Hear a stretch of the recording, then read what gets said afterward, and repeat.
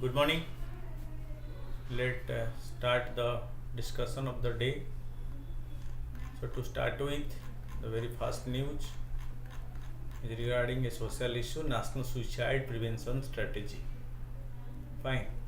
So suicide has emerged as a big social issue in the present time, and the Minister of Health and Family Welfare recently unveiled the National Suicide Prevention Strategy, the first of its kind policy formulated by the government to prevent suicide as a public health priority.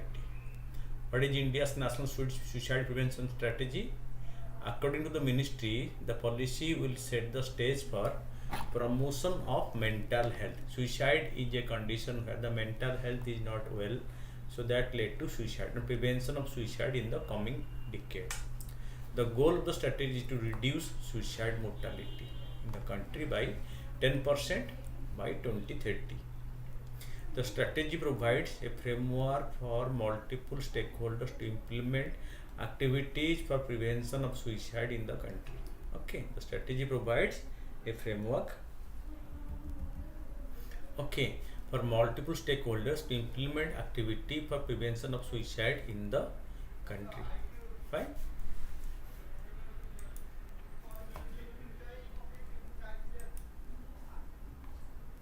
So in this way and in this context, so let us know a little more. So why suicide is growing in the country? The National Suicide Prevention Strategy objective. There are three main objectives of the strategy. First, it seeks to establish effective surveillance mechanism for suicide within the next 3 years.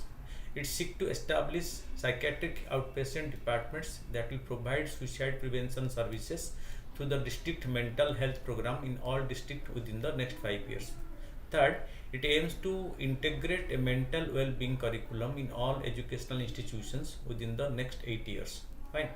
The fourth objective of the National Suicide Prevention Strategy is to strengthen surveillance of suicide and further generate of evidence through evaluation that will ensure improvement in the program quality. It aims to integrate a mental well-being curriculum in all educational institutions within the next 8 years. The fourth objective is the National Suicide Prevention Strategy is to strengthen surveillance. To strengthen the surveillance of suicide and further generation of evidence through evaluation that will ensure improvement in the program quality, which mental health program quality will be taken care of through this particular program. Fine.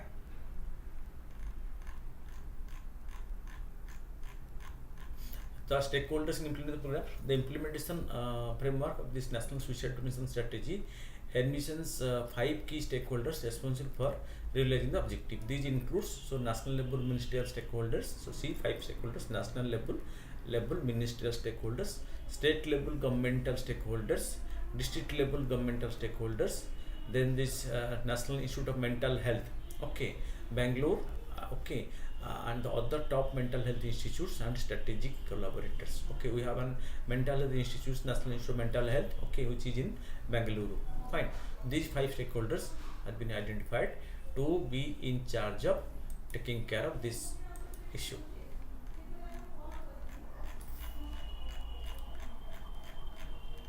See, this is the strategy. Various ministry, non-governmental organizations, civil society, community, local government, academics, all these faith-based organizations, media, etc. all will be the stakeholders. So at the top of the Ministry of Health and Family Welfare, the secretary, the director generals. So all this will be the structure of this proposed structure of implementation of the National Suicide Prevention Strategy. This is the Ministry of Health and Family Welfare website. So this will be the strategy, the structure of this organization which will look after this.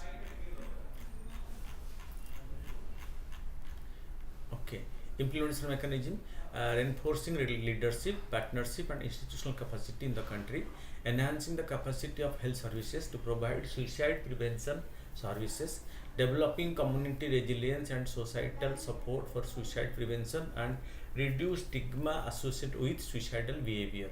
Fine. So developing communities of resilience and societal support for suicide prevention and reduce stigma associated with suicidal behavior. And suicides in India, what is the current scenario? According to the annual report of the National Crime Record Bureau released in August 2022, 1.64 lakh people died by suicide in 2021. So this is a big number, more than the corona death. Fine, 1.6 lakh, okay, died by suicide in 2021, an increasing of 7.2% from the 2020 level. This is 10% higher than the COVID death of 1.4 lakhs in India in 2020. During the peak of COVID in 2020, 1.48 lakh people died in COVID, but last year 1.64 lakh people died by committing suicide. This is the big issue before the government, because people are committing suicide in large number, and last year 1.64 lakh people died by suicide, okay, which is not a good sign for the country, right?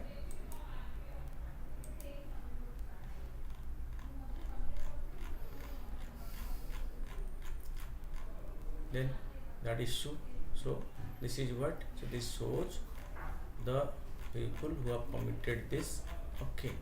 So how this is, okay, why this is being committed, why people are committing suicide, okay, this is the major point of discussion, okay. Because even in the pandemic period, the number of people who died of COVID is less than the person who have committed suicide in the year 2021. The 2021 suicide is much more than, so in the age group C, 18 to 30 years people committed maximum suicide. So this is the symptom, 18 to 30 years committed maximum, then 30 to 45 the next, okay. So this is the situation, and you see, so this is 34%, this is 31%, all total 65%. So 65% of the people who committed suicide are in the age group 18 to 45, okay. So it reveals that, so the people in the age group of 18 to 45 here, so their number is around 34 plus 31, so 65% of the total person who have committed suicide or died of suicide. So 65% are in the very young group called 18 to 45. That means they are in such stress that they commit suicide. In this group, the maximum number of persons have committed suicide, which is around 65%. So 65% of people committed suicide in this particular age group, which is a big concern for the people, okay, and for the government and for the civil society who are working in this, because this show how the mental health is deteriorating in our country. The mental health condition is deteriorating in our country, right? The National Crime Report Bureau report also stated that more than 1 lakh people died by suicide in the country every year. More than 1 lakh. Okay. So a total of 25,891 suicides were reported in the 53 mega cities of the country during 2021, with the highest in Delhi. That means Delhi is the suicide capital of India. So highest number of suicides are committed in Delhi. So Delhi has emerged as the suicide capital of India. In the past 3 years, the suicide rate in the country has increased from 10.2% to 11.3% per 1 lakh population. Most suicides in India are by youth and middle-aged adults. So this is the issue, by youth and middle-aged adults, with 65% in the 2020 being reported in the age group of 18 to 45. Okay, this is a very deplorable condition, because these are the productive age group people who can contribute, who can earn, who can have stable life, but they are becoming unstable, mentally sick, mentally weak, and committing suicide. This shows the negative impact of this pressure they are going through, and ultimately they are able to bear it and committing suicide. Okay. Ongoing suicide prevention initiative in India. The National Mental Health Policy 2014 sees prevention of mental disorder, reduction of suicide and attempted suicide as core priority areas. Okay. So this put emphasis on these aspects. So how to control it.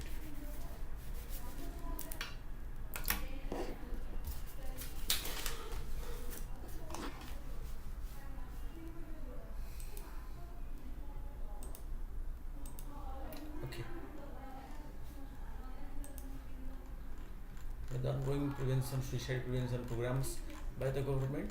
The Mental Health Care Act 2017 brought in some necessary changes. The act that came into force from May 2018 effectively decriminalized attempted suicide. That means any person earlier. So remember this one. This is very important. Decriminalize attempted suicide.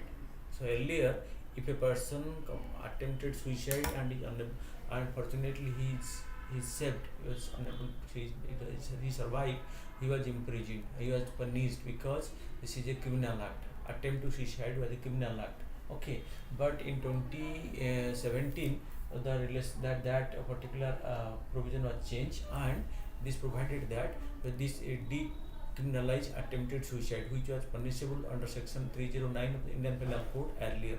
It ensured that the individuals who have attempted suicide are offered opportunity for rehabilitation from the government as opposed to being tried and punished. Earlier, any person attempting suicide and surviving is to be facing a trial and must get punishment. But the act was changed in the Mental Health Care Act 2017, and the provision was added that they are not going to be punished. Fine.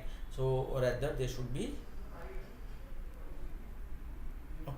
they should be given counseling, they should be rehabilitated, because none is committing suicide out of happiness. None is committing suicide out of happiness.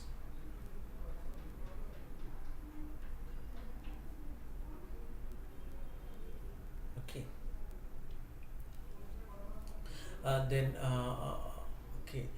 several national programs such as the National Mental Health Program, National Palliative Care Program, Ayushman Bharat and Nasha Mukt Abhijan task force are also in place, so which are working for ensuring that the number of suicide and the suicide tendency is kept under control. This is what is the program launched by the government. What other steps have been taken by the government to control the suicide, menace of suicide? So these are the steps by the government in which, so it is that the mental health conditions of the people are to be properly studied, proper counseling are to be given, and that is how their attitude or their mindset to commit suicide in a frustration or any other stress can be reduced to a considerable extent, and people can lead a healthy life with the support of the state as well as their own peer group. Peer support is the most important factor in this, because they are the person who know the things fast, and after that the state have launched so many programs by which so this can be to some extent controlled. Then the second topic that we are taking today, the Russia's nuclear icebreaker and militarization of the Arctic. The Arctic and the Antarctic are the ice-laden areas of the glacier areas. Earlier there is no thought of much activity there, but with rising human pressure, even those regions are right now being explored by human beings. Recently, Russian President Vladimir Putin virtually presided over the launch and flag raising ceremony of two nuclear power icebreakers at St. Petersburg in Russia, and said such icebreakers were of strategic importance as climate change opens up Arctic, giving access to new routes and resources. There is a race by adjoining country to build up their militaries, and Russia has a clear lead over others. That means to militarize the Arctic Circle. Why are the Russians icebreakers significant? According to Mr. Putin, both icebreakers were laid down as part of their large-scale systematic work to re-equip and replenish the domestic icebreaker fleet to strengthen Russia's status as a great Arctic power. So this will ensure the status of Russia as a great Arctic power.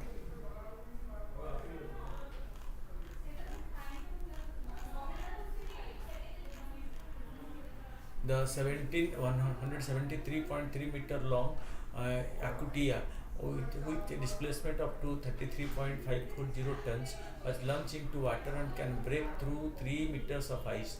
The flag was raised on another vessel, Ujala, which is expected to become operational in December 2022, while the Yakutia will join service by end of 2024.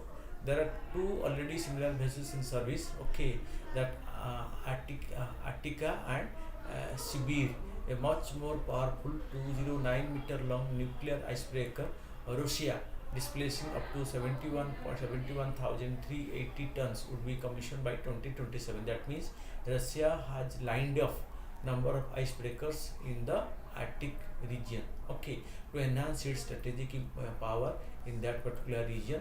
Although many countries have joined the race, but Russia, being the torch bearer, has an advantage, and Russia is trying to maintain its advantage by adding more and more icebreakers to its fleets over there. Fine. Putin highlighted the importance of this northern sea route, which cut down time to reach Asia by up to 2 weeks compared with the current route via the Suez Canal. So if this route is open by cutting the ice, so the distance between to Asia will be reduced by 2 weeks through the sea, because they are moving through the Suez Canal. In line with this, the updated Russian naval doctrine unveiled in 2022 envisages diversifying and stepping up naval activity in the Spitsbergen, Franz Joseph Land, and Novaya Zemlya Archipelago, and Warangal Island, so which are part of this Arctic region. So through this they can venture to other regions in a much time-saved manner. Okay. In the backdrop of the war on Ukraine, on March 3, Canada, Denmark, Finland, Iceland, Norway, Sweden, and USA announced that they would temporarily pause participation in all meetings of the Arctic Council and its subsidiary bodies. So there is Arctic Council, which was created to protect the Arctic environment and climate. But so these countries decided not to for the temporary pause in their participation. Why are countries racing towards the Arctic? There has been a race among Arctic states and near Arctic states to augment their capability in a bid to be ready to capitalize on the melting Arctic, because Arctic is melting due to global warming. The melting Arctic provides a scope which is enormous, minerals to root to so many other options. Okay, Russian military modernization in the Arctic has promoted other Arctic states to join the campaign. Unlike Antarctica, the Arctic is not a global common, accentuating the problem that it's not belong to the global common. So some country claim that right over the Arctic region, because Arctic is part of some other country's territory. So they are putting claim to that area, and unlike the Antarctic, which is no man's land. For instance, North Atlantic Organization has been conducting regular exercise in the region, while partner countries are investing in upgrading military capability. At the same time, China, which calls itself to be near Arctic states, has also announced ambitious plan for a polar Silk Route to connect to Europe, as well as building massive icebreakers. Okay, so China is also in the race. Where does India stand in respect of the Arctic? Since 2007, India has an Arctic research program with as many as 13 expeditions undertaken till date. So from 2007 till last year, India has conducted 13 expeditions to Arctic Circle or Arctic region. In March 2022, India unveiled its first Arctic policy titled India and the Arctic, building a partnership for sustainable development. That is what India has designed its program for the Arctic.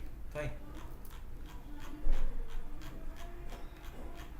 India is also one of the 13th observation in Arctic Council, and the leading intergovernmental forum promoting cooperation in the Arctic region.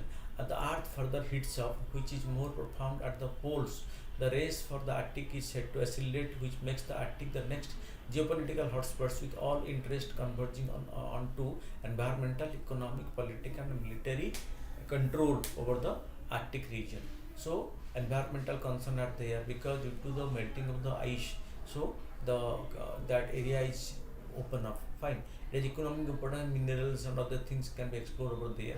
And politically, more and more countries are trying to spread influence to that region, and they are putting their military presence in the Arctic region to have advantage over others, becoming the first to proceed to the region and establishing their network. So the country which will join later on, so they will be at disadvantage. Okay. Then National Anti-Profiteering Authority. The third news is relating to a national institution called the National Anti-Profiteering Authority. Okay, from the 1st December 2022, all the complaints related to profiteering will be dealt with by the Competition Commission of India in place of the National Anti-Profiteering Authority. Since the tenure of NIA ends in November 2022, its function will be taken over by the Competition Commission of India. Fine. So, what is the Competition Commission of India?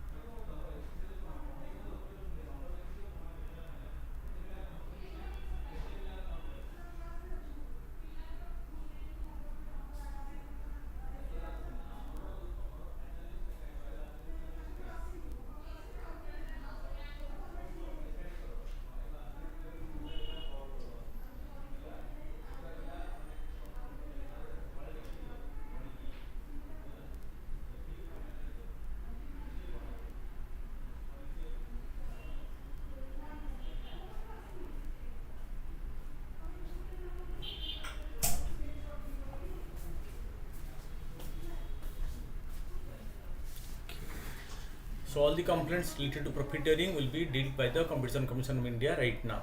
Okay, the National Anti-Profiteering Agency is a statutory body set up under Section 171 of the Central GST Act, Goods and Service Tax Act 2017, to check whether trade and industry were passing on rate reductions under the goods and service tax or not. So whether they are passing, industries are passing on the benefit to the customers or they are not passing on that. Okay, that is what is the National Anti-Profiteering Agency to look after. Fine. So it will look after whether this concession given by the government to the customers are being passed on to them or not. Main function to ensure that traders are not realizing unfair profit by charging high prices from the consumer in the name of GST. Okay. So ensure that traders are not realizing unfair profit by charging high prices from the consumer in the name of GST. To examine and check such profiteering activity and recommend punitive action including cancellation of licenses. To examine whether additional input tax credits availed by any registered person or the reduction in the tax rate have actually resulted in a commensurate reduction in the price to the recipient. Okay, what? Examine whether additional input tax credit, okay, input tax credit which given to the wholesaler by any registered person or the reduction in the tax rate have actually resulted in the commensurate reduction in the price to the participant, means recipient means the consumer, whether any reduction by the government so has been transferred to the customer or it has been taken by the manufacturers, the companies. Okay, so institutional framework, the chairman, 4 technical members and secretary. Sunset clause for anti-profiteering law in terms of rule 137 of the GST rule, central GST rule 2017. The anti-profiteering authority shall cease to exist after the expiry of 2 years from the date on which the chairman of the authority enters into office, unless the GST council recommends otherwise. So unless the JC Council is not recommending, the commission's work will be over within 2 years, and that 2 years is going to be over. So the work of this anti-profiteering agency has been assigned to the Competition Commission of India.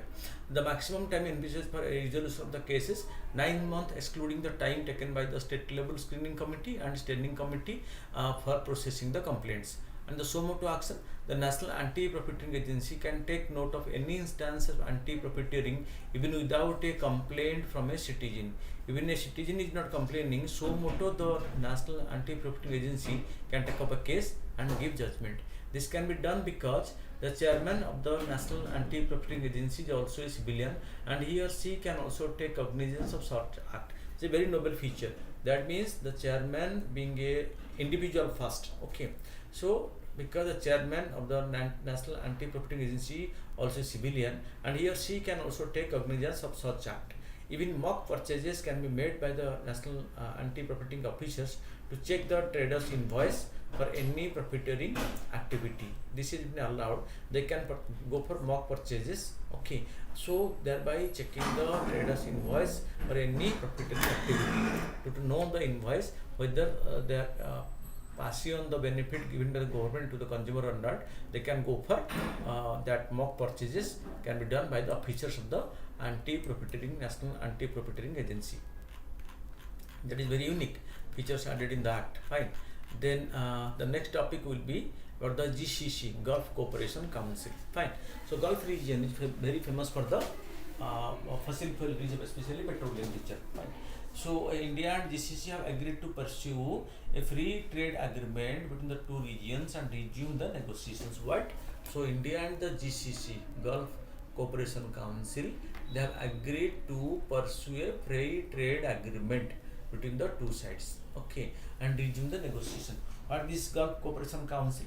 The GCC was formed in 1981 by an agreement among Saudi Arabia, okay, Bahrain, Oman, Kuwait, Qatar, and the United Arab Emirates (UAE), and was concluded in Riyadh of Saudi Arabia. How many members? Saudi Arab, Bahrain, Oman, Kuwait, Qatar, and United Arab Emirates. 6 countries. Okay, are the founding member of the Gulf Cooperation Council.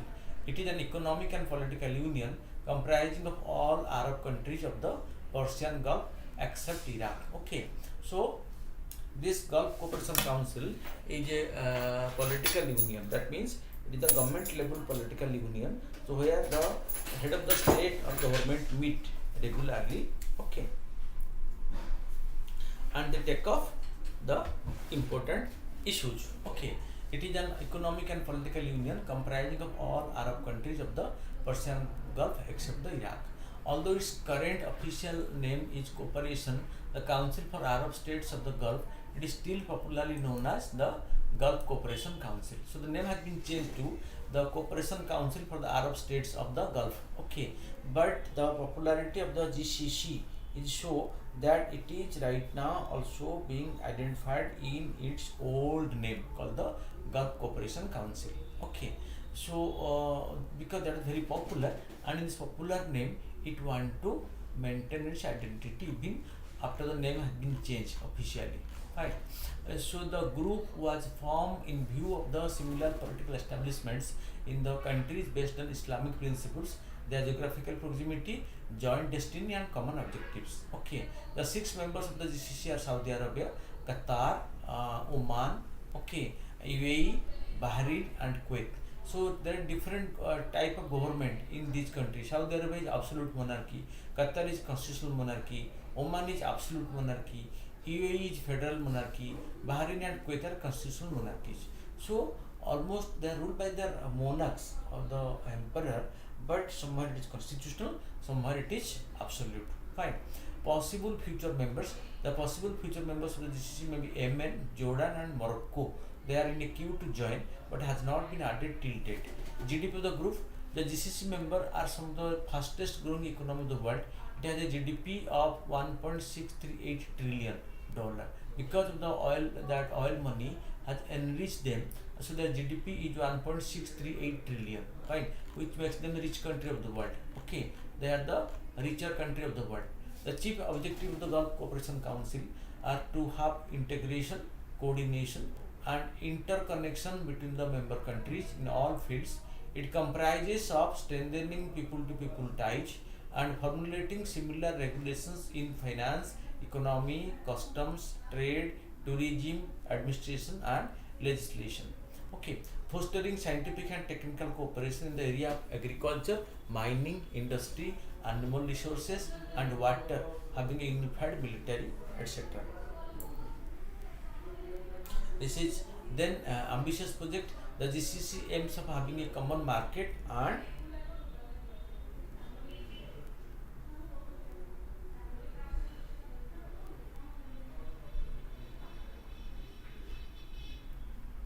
okay. So GCC aims of having a common market and economic nationality. There are also plans to have a single currency. Such a currency may be known as that Khalji. They want to have a common currency like the European Union. So that will be named as Khalji. They have a plan for a common currency. That means they want an economic integration and to launch a common currency of their own. Okay. Then why the Gulf country are important for India? The two most important regions for the importance of this relationship between India and the Gulf are oil and gas and trade. Two additional regions are the huge number of Indians who work in the Gulf country and the remittance they send back to home. So importance of the Gulf region for India is that. So it is the reserve oil and gas, and India being a that energy poor country, so they want that. Yes. Sir, Monday after class ଟା continue କରିବି Monday.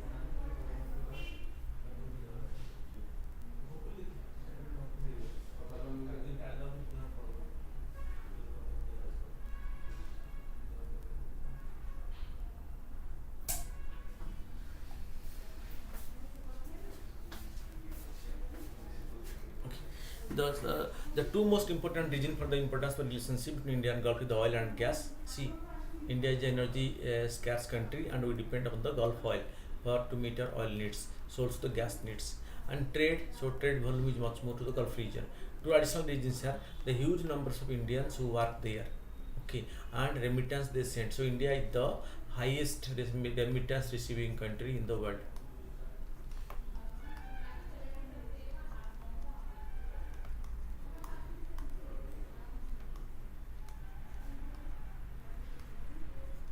Okay, this is India. Fine. The share of Persian Gulf country in India's crude import has remained at around 60% over the last 15 years. In 21-22, the largest exporter of oil to India was Iraq, whose share has gone up for 9% in 2010 to 2022%. Saudi Arabia has accounted for 17 to 18% of the Indians oil import for the over a decade. Kuwait and UAE remain major oil exporters to India. Iran used to be the second largest oil exporter to India in 2009 to 2010. Its share went down to less than 1% in 2021 due to US sanction.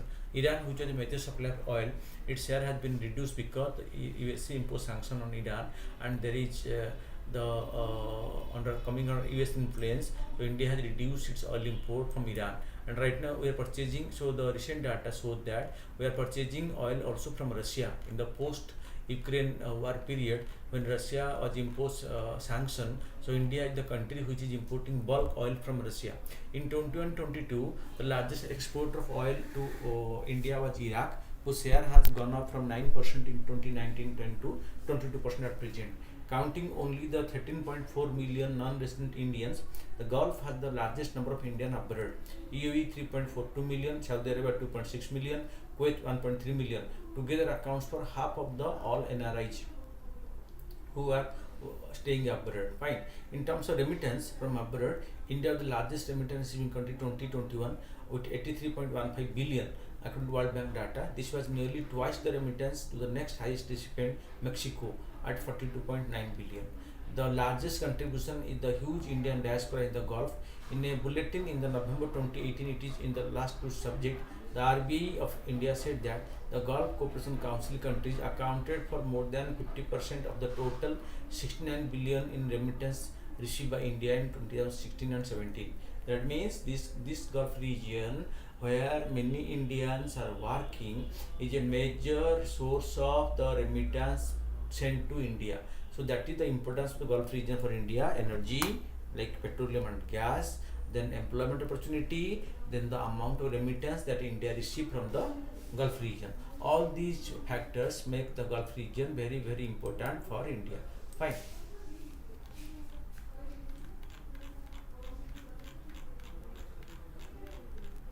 Then the next is about the insurance, the Fasal Bima Yojana, crop insurance, Pradhan Mantri Fasal Bima Yojana.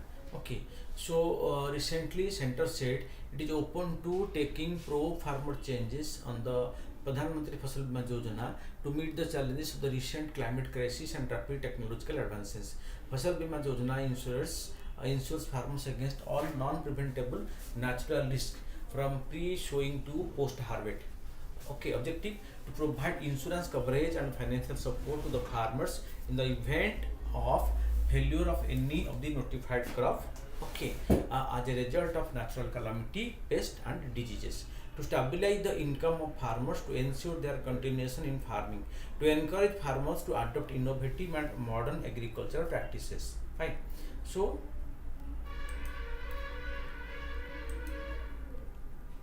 through this, so government want to protect the farmer from any threat of natural calamity to the crop, and also they can go for adopting innovative and modern agricultural practices. So because the risk is covered by the insurance company.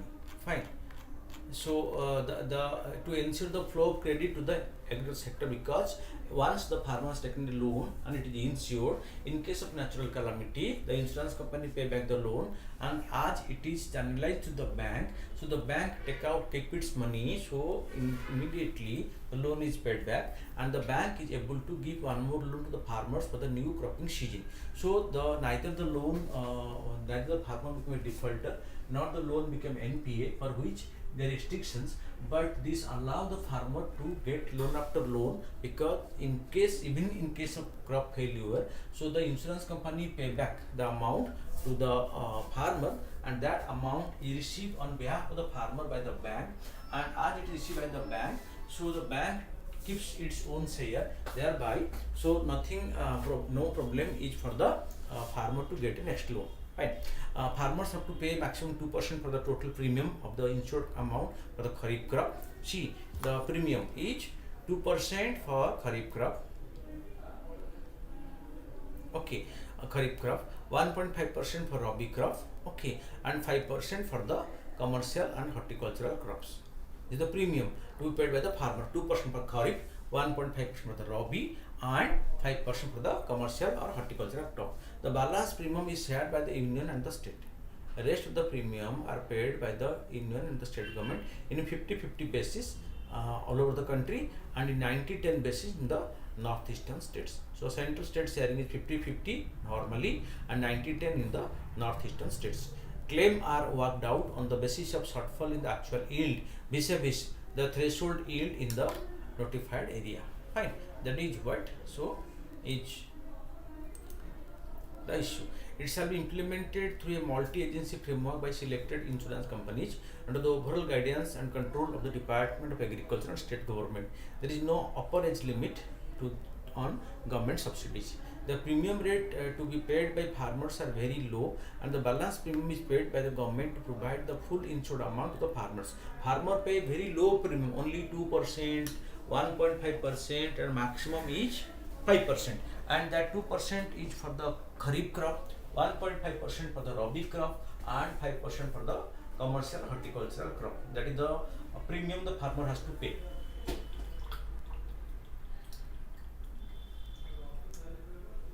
Whereas a substantial amount of this premium is paid by the government, both the center and the state, in the 50-50 ratio for other states or normal states, and 90-10 ratio for the northeastern states.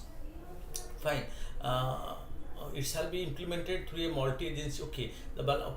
Claims are worked out on the basis of shortfall in the actual yield vis-a-vis the threshold yield and notified areas. It shall be implemented through a multi-agency framework by selected insurance companies under the overall guidance of and control of the Department of Agriculture and State Government. The National Agricultural Insurance Company was created especially for this purpose, and apart from this, so many public and private insurance companies were tagged by the government for providing this crop insurance facility to the farmers. There is no upper age limit on government subsidy. The premium rate to be paid by the farmers are very low, and balance premium is paid by the government to provide the full insured amount to the farmers. So here the government pay the part of this, major part of this insurance premium, so not the farmers. Fine.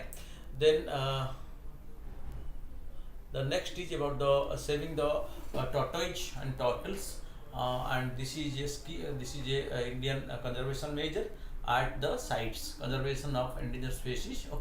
So it is the Convention on International Trade in Endangered Species sites meeting. India's proposal for transferring the Lithis subshell turtle to appendix, from appendix 2 to appendix 1, means more rigid control over that of the Convention on International Trade in Endangered Species of Wild Fauna and Flora sites has been adopted by the Conference of Party to Sites in its 19th meeting held at Panama. Fine. The proposal was introduced by Sri Chandra Prakash Goel, Director General of the Forest and Special Secretary to Ministry of Environment, Forest and Climate Change, Government of India, on 23rd November 2022, when the committee of the COP took up the proposal for consideration. That means, so India moved this proposal to impose a ban or to transfer this particular species from the appendix 1 to appendix 2 to appendix 1, making it more stringent regarding their trade. So completely ban on the trade of this particular endangered species. This turtle is a large freshwater soft shell turtle which is endemic to peninsular India, and it inhabits rivers and the reservoirs. Both rivers and reservoirs, this particular tortoise is available. The species has been subject to intensive exploitation over the past 30 years. It has been poached and illegally consumed within India. It has also been largely illegally traded abroad for meat and for its calpi. The population of this turtle species is estimated to have declined by 90% over the last 30 years, such that the species is now difficult to find. It is classified as critically endangered by the IUCN, which was in large number earlier with 30 years. So only human activity has led to the completely putting this species into endangered category. The species listed on Schedule 4 of the Wildlife Protection Act 1972, which gives it protection from hunting as well as trade. However, poaching and illegal trade of protected turtle species is a major challenge in India, with seizures of thousands of specimens reported every year. That means illegal trading goes on unabated, and this particular species is used not only in domestic consumption but also traded outside the country, and there is large seizure of this species while being put for trading activity or being exported from one place to another. transported from one place to another, exported to outside the country's domain. Fine. So special level identification of seed specimen is also a challenge. Tortoise and freshwater turtles are targeted for the international pet meat and calipi trade, as well as for illegal domestic consumption in some areas. The CITES Appendix to 1 listing of this turtle species would ensure that legal international trade in the species does not take place for the commercial purpose. It should also ensure that international trade in captive breed specimens only take place from registered facility, and further that higher and more proportionate penalties are provided for illegal trade of the species. So completely banning its trade for commercial purpose if it transfer from list appendix 2 to appendix 1. And the listing of this Lethis subshell turtle thereby strengthens CITES protection status so as to ensure better survival of the species in future. The number may grow because so their trade will be completely banned, and this may lead to some sort of relief in preserving the endangered species, whose number has been reduced by 90%. The 19th meeting of the COP to CITES is being held at Panama from 14 to 25th November. India's proposal for inclusion of Jaipur Hill. Okay, so it has been that gecko in appendix 2, and the transfer of red crowned roofed turtle, okay, from appendix 2 to appendix 1 of site have also been adopted by the COP in this meeting. That means India's proposal for so many endangered species have been highlighted and accepted. Okay, CITES COP19. At COP of CITES, also known as the World Wildlife Conference, all 184 parties, that means 184 nations are signatory to this CITES convention. Okay, 184 parties. Two sides have the right to attain to put forward proposals for the conference to consider and to vote on all decisions. 52 proposals have been put forward so far that could affect the regulations on international trade for shark, reptiles, hippos, songbirds, rhino, 200 tea species, orchids, elephants, and turtle, and more. Okay, this is the conditions, and this is the provisions being done on Indian intervention to save the endangered species of flora and fauna. Okay, this is a very noble measure, and India's proposal has been accepted, okay, by the committee.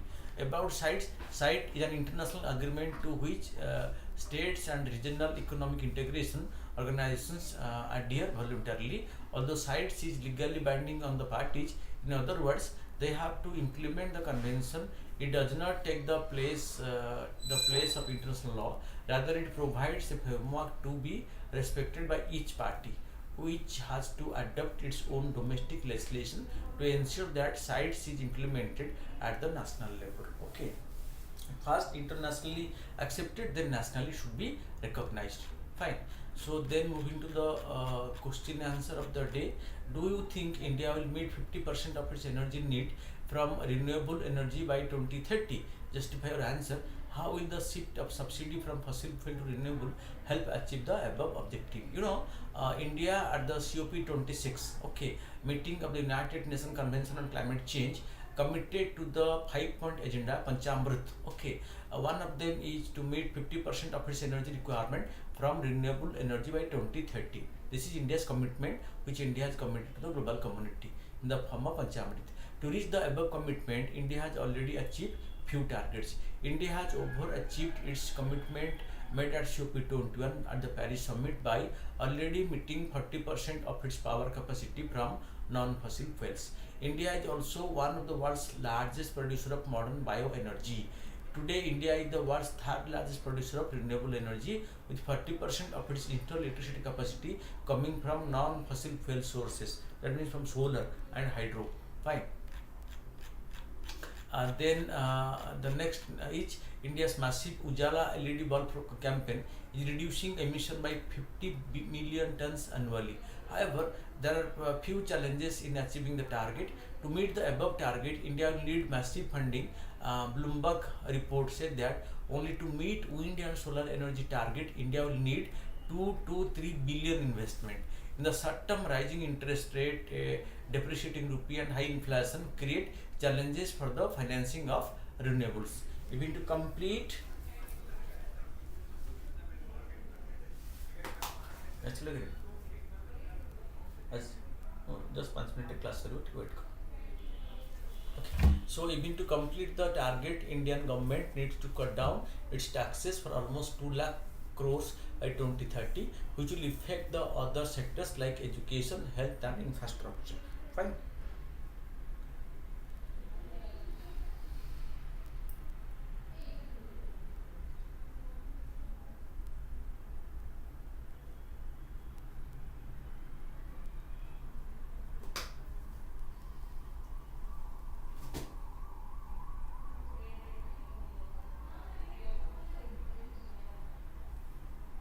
Sir से जो cooperative bank पैसा पिला गोटे आसी कौटे अच्छा sir cooperative bank पैसा पिलाटा आसी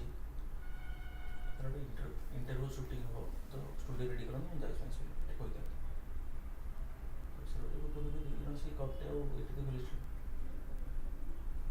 हाँ दे तो इंटरव्यूटा रेडी था स्टूडियोटा रेडी कर जाए so to meet the above target, India will need massive funding.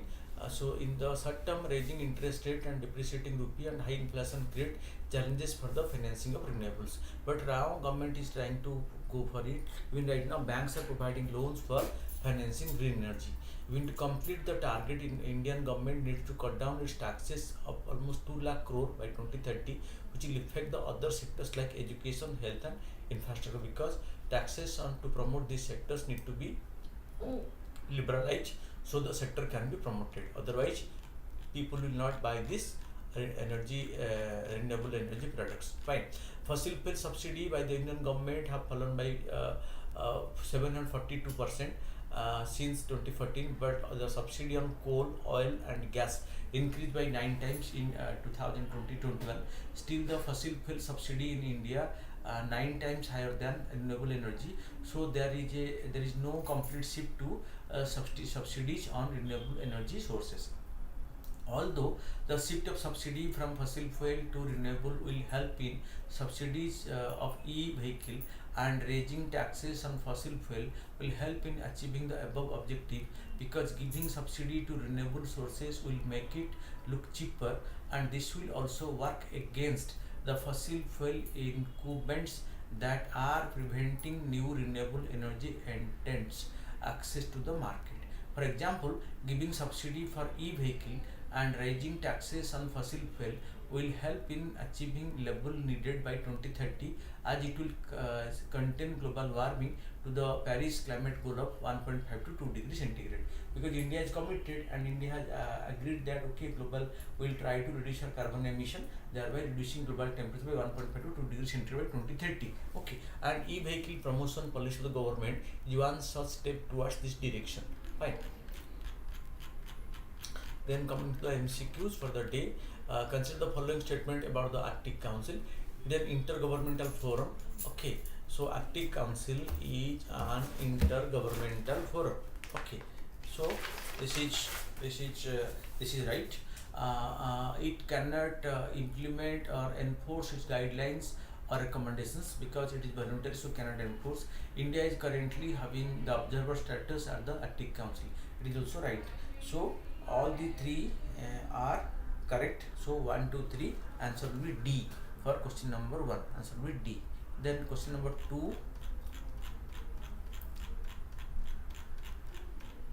Consider the following statement. India launched its first scientific expedition to the Arctic Ocean in 2007. Okay, so that's right. India established a research base named Priyadarshini at the International Arctic Research Base at Norway. India has established camp in the Atlantic, not in the Arctic. So 1 is right, 2 is wrong. So answer will be 1. Then coming to question number 3. With reference to Lethe soft shell turtle, so consider the following statement. The species found in the peninsular Indian rivers, including the Bhavani, Godavari, and Moyar rivers. Okay, so that is fine. So because they are only located in the that peninsula rivers. It is classified as endangered by the IUCN. It is not endangered. It is on the threatened space, not endangered one, on the threatened list. So only one is right. Okay. With reference to Pradhan Mantri Fasal Bima Yojana, consider the following statement. Fine. Under such scheme, farmers will have to pay uniform premium of 2% for every crop. No, 2% for the kharif crop, 1.5% for the rabi crop, and 5% for horticultural crop. This scheme covers post-harvest losses arising out of cyclone and unseasonal rain. So 2 is right, but 1 is incorrect. So only option 2 is right. That means B will be the correct answer. Then question number 5. With reference to the Gulf Cooperation Council, consider the following statement. It is an economic and political union comprising all the Arab countries of the Persian Gulf, which the exception of Iraq. Its secretariat is located in Kuwait. Iraq is the latest member country of the GCC. Fine. So in this case, it is an economic and political union. It's right. Its secretariat not in Kuwait. Okay. Iraq is not at all member. So only one is right. So answer is A. Then question number 6. Consider the following statement about the Anti-Profiteering Authority of India under GST.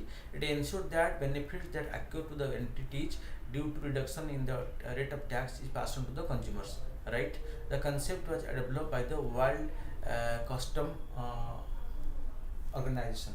No, that is incorrect. Only one is correct. So answer is A. Then question number 7. Exercise Saman 2022 is humanitarian assistance exercise associated with which country? So it was with Indian Air Force. Okay. So with Indian Air Force, not Indian Navy, with Indian Air Force.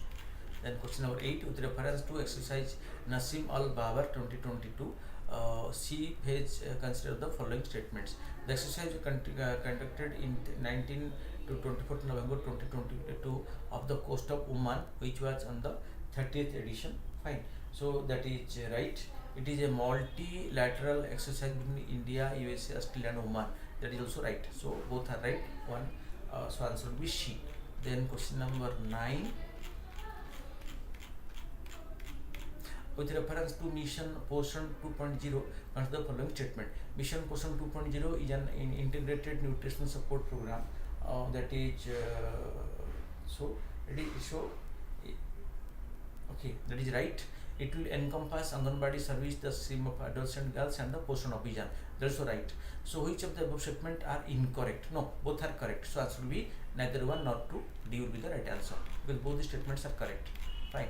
Then coming to question number 10, that Bolgard 1 and Bolgard 2 technology are mentioned in the context of the following. Okay, so it is regarding to the developed genetically modified crop plants, especially cotton. Okay, genetically modified cotton. The Bolgard 1, Bolgard 2 are related to genetically modified crop plants. Answer is B. Okay, and here especially it is into the cotton crop. Fine.